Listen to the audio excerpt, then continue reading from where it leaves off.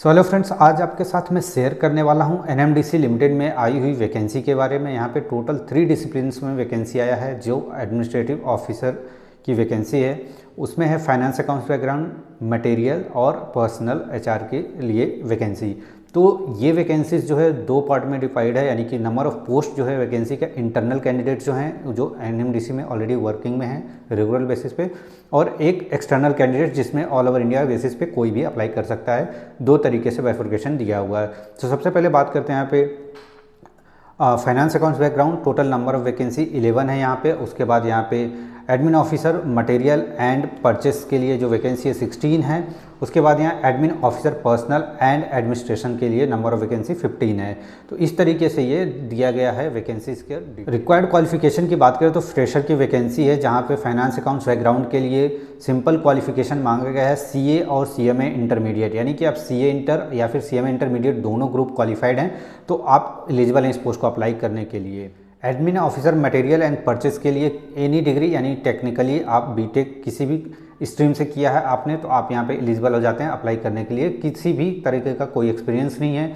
Same HR के लिए, personal human resource के लिए जो वैकेंसी है वहाँ पे भी आपका ग्रेजुएट प्लस पीजी आपने किया हुआ है रिलेवेंट फील्ड में तो आप एलिजिबल हो जाएंगे इस पोस्ट को अप्लाई करने के लिए।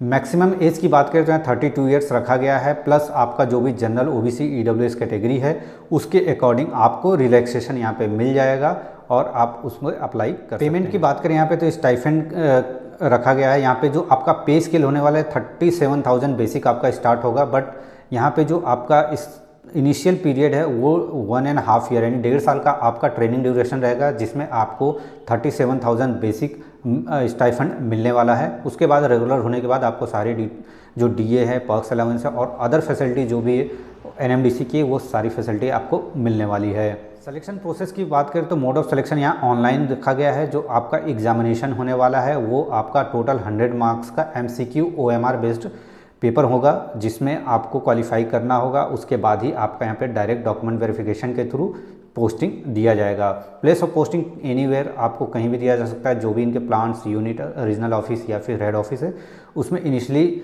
आपका मेंशन है कि प्रोजेक्ट ऑफिस में दिया जाएगा। उसके बाद आपका जो फाइनल प्रोविशन यानी ट्रेनिंग पीरियड कंप्लीट होगा तो आपको किसी भी जगह पे प्लेस किया जा सकता है। एग्जामिनेशन सेंटर यहाँ पे आपको बाद में जो आपका एडमिट कार्ड आएगा रिटन एग्जामिनेशन का उसमें मेंशन रहेगा, उसके अकॉर्डिंग आप यहाँ पे जाके एग्ज़ाम दे सकते हैं जो भी नियरेस्ट आपका होगा। लास्ट डेट ऑफ एप्लीकेशन की बात करें यहाँ पे 17 फरवरी 2023 रखा गया है। तो before that if you are eligible please apply and before applying read notification carefully so that if you have any doubt you can mention in comment box.